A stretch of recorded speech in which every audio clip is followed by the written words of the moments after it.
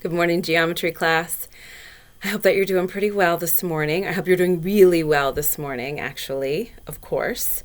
It's Monday. We're going to do 3 new lessons this week about circles, and then and a little bit about circles next week, and then we'll wrap that up and we'll move on to some trigonometry. So let's take a look at circles today. We are going to talk about 2 concepts. One is arc length, okay? So not the measure of an arc, but the length of an arc.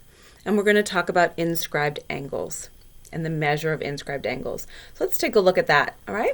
Let's take a look at arc length first.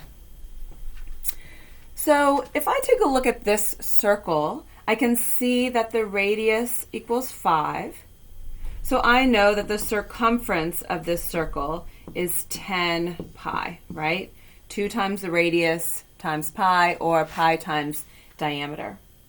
And so what this is really asking is, what is the measure of, let's say, this arc right here? So if I label this A, B, and C, and excuse me, not the measure, the length. What is the length of this arc right here? Well, if the length of the circumference is 10 pi, then the length of this arc AB, is going to be 45 over 360 degrees. So what percent of this of the circumference is this particular arc? So 45 over 360 times 10 pi.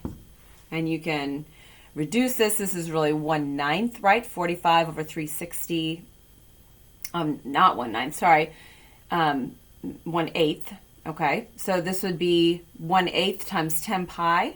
And so you can make that into a fraction. Let's see here. We've got this 10 pi over 8, which equals 5/4 pi.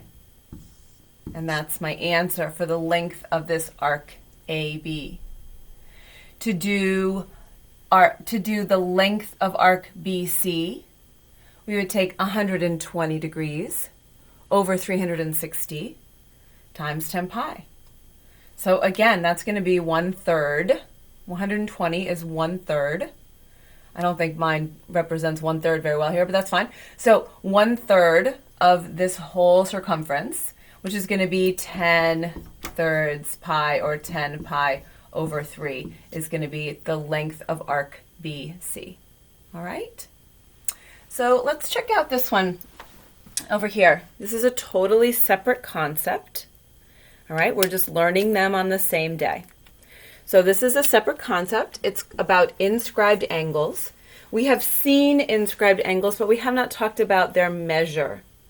There is a direct relationship between the measure of the inscribed angle. An inscribed angle means that its vertex is on the circle.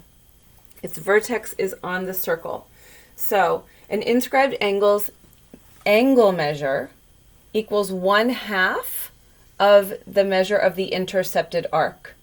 Remember, the intercepted arc gets its measure from the central angle. So whatever the central angle is, that would go to this 60-degree angle. This must be 60 degrees. They are equal to each other. Whereas the measure of the inscribed angle is 1/2 of it. So just to take away any confusion, I'm going to go ahead and erase that. All right, so I've got this inscribed angle that's 30 degrees, and so of course the measure of its intercepted arc is 60 degrees. And I've got that formula down here. The measure of angle A equals 1/2 the measure of angle B, of arc BC. Now you'll see in the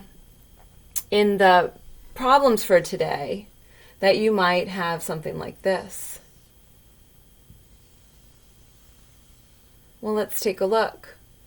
I can see that this new angle D that I put on here has the same intercepted arc. It intercepts or passes through this exact same arc on the circle, which means that it must also be 1/2 of the measure of that, which means it is also 30 degrees. So if I had said that if we did not know these measures, and let me just go ahead and horribly erase them now. Let's see if I can actually erase this. And I said this was x plus 3, and this is 2x minus 5, or plus 5, let's just make it positive, then I know that these two intercepted arcs excuse me, these two inscribed angles intercept the same arc, so they are equal. So I've got my basic algebra there, right? X plus 3 equals 2x plus 5.